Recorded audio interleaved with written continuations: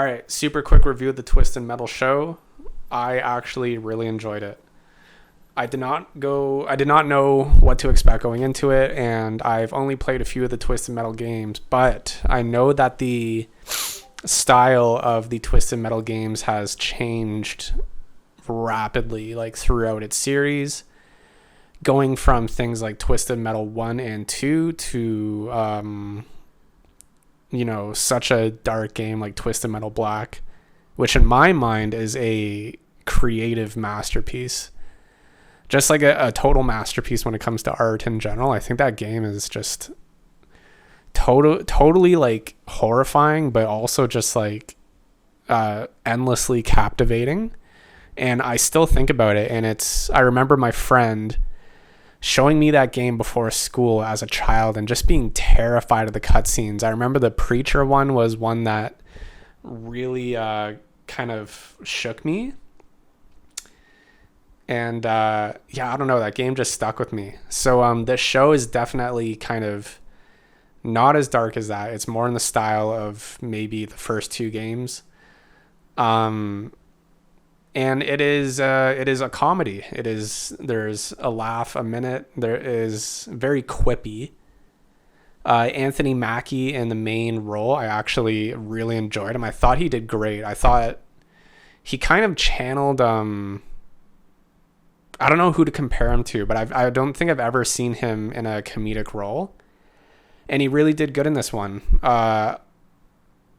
So he is a delivery man. I guess in this world, it is a apocalyptic world where the internet basically shut down in like the year 2000 or something like that. And society just kind of crumbled. So now cities are walled off and they kind of rely on transportation of packages to one another with delivery people that they call milkmen. And in this case, Anthony Mackie is a milkman with a Subaru WRX, I think, and it has, of course, guns all over it. And one of the best parts of the show, strangely enough, is the relationship that he has with his car, which I won't go into any spoilers, but there's a lot of heart there in a way that I've never seen before. It's really cool, and I won't lie, it actually had me tearing up some of the scenes in this show. I won't say anything else than that, but the side characters are kind of all over the place. Like I think the main ones are like pretty good. Like obviously there's Sweet Tooth the clown in this, played by a wrestler and then voiced by Will Arnett, which is an interesting combination that totally works. And obviously I think the very dark kind of Michael Myers version of Sweet Tooth that we get in like Twisted Metal Black is probably his best representation. And I really think that you could do a standalone horror movie of just like Sweet Tooth kind of with his car, or his truck rather, his ice cream truck. In this, he's much more lighthearted, and he still brings a lot of action. He has like a good personality in terms of like what you know the character to be. So I would deem that a success. He's definitely one of the best parts of the show, and he makes a friend with another character who is completely innocent and good-hearted, and it's a great dichotomy. And other than that, Anthony Mackie is accompanied by a girl who goes by the name Quiet. I did not like her at first. I thought she was just kind of annoying, and then she totally grew on me throughout the show. Unfortunately, characters do make very, I guess is the word, rash decisions in this.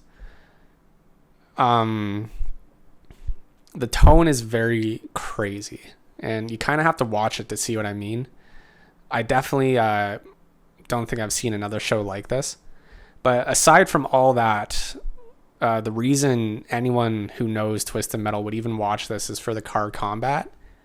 And this is a case of them kind of saving their budget for these scenes to be kind of at the start and the ending.